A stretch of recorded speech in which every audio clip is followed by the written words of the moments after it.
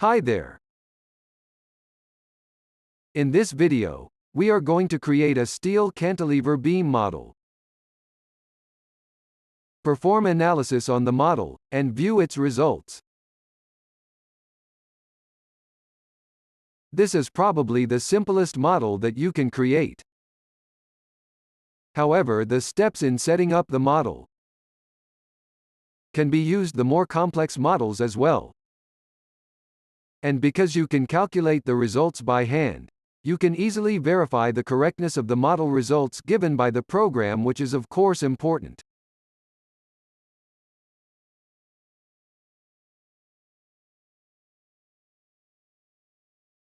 The first step we want to do is to set up the correct system of units.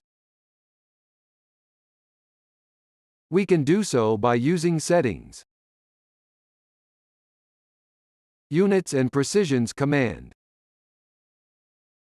There are 4 preset systems of units. Here we are going to use consistent English units.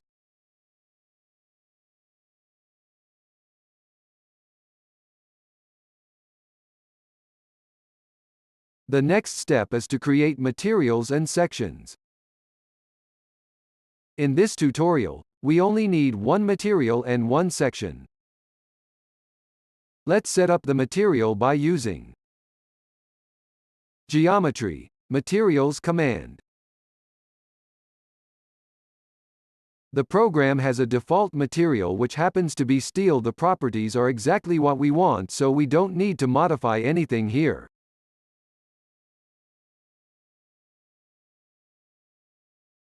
Next we use Geometry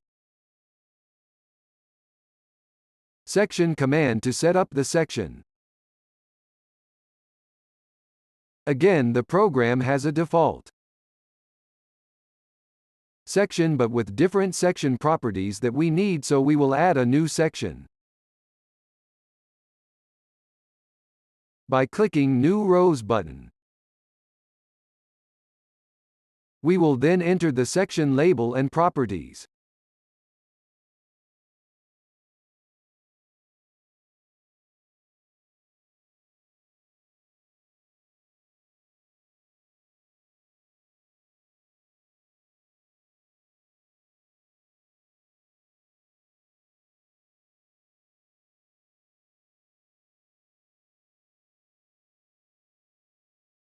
Click on Apply. The next step is to create the geometry. The program offers many ways to do so. Here we're gonna use nodes and members spreadsheets under the Input Data menu.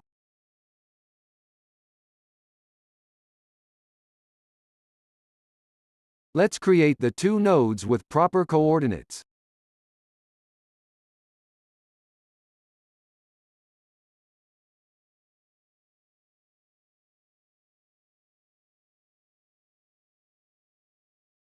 Click on OK. Let's then create the single beam that connects the 2 nodes.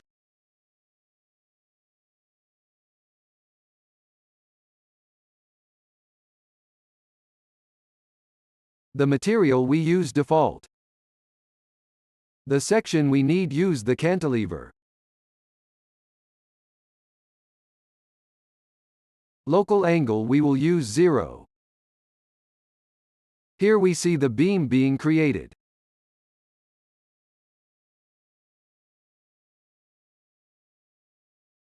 We'll use zoom extent to see everything better.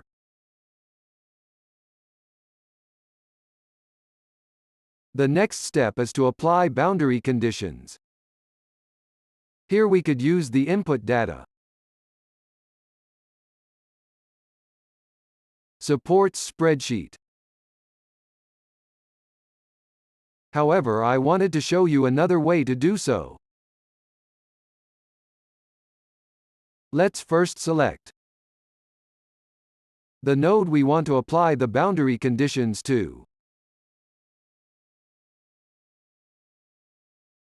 And if needed, we can use Escape key to deselect everything first before selecting the boundary node. We then use the geometry support command.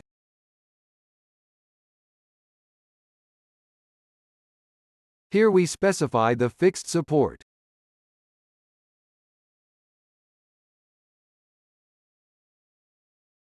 I have just shown you an important noun-verb paradigm in real3d,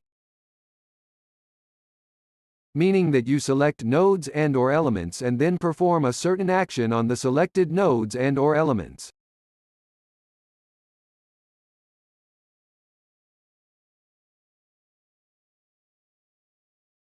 The next step is to apply point load. We can do so by first selecting the end node. Then we use the loads.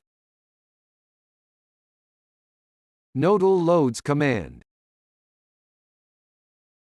Here we specify the load direction and value.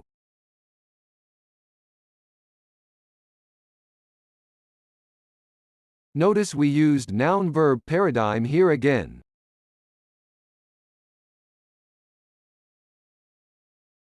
Now we are ready to perform analysis. Let's make sure the analysis options are set up properly. Let's use analysis options command. By default, the program uses 3D frame and shells model type, which is the most generic type. In our case, we can use 2D frame instead.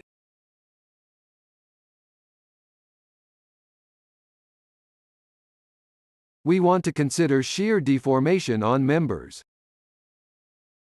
By default, the program uses 64-bit floating point skyline solver.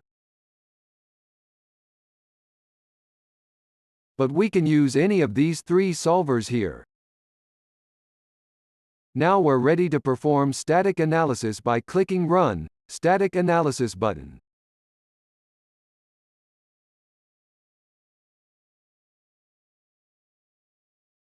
The analysis is done. We can view different analysis results using commands under Analysis Result menu.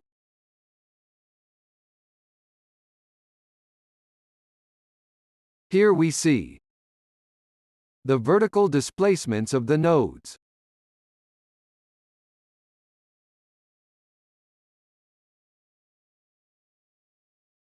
the beam end results,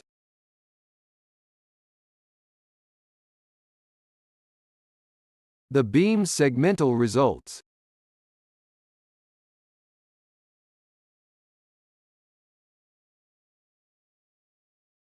we can view moment and shear diagrams using View Result Diagrams, Shear and Moment Diagram command.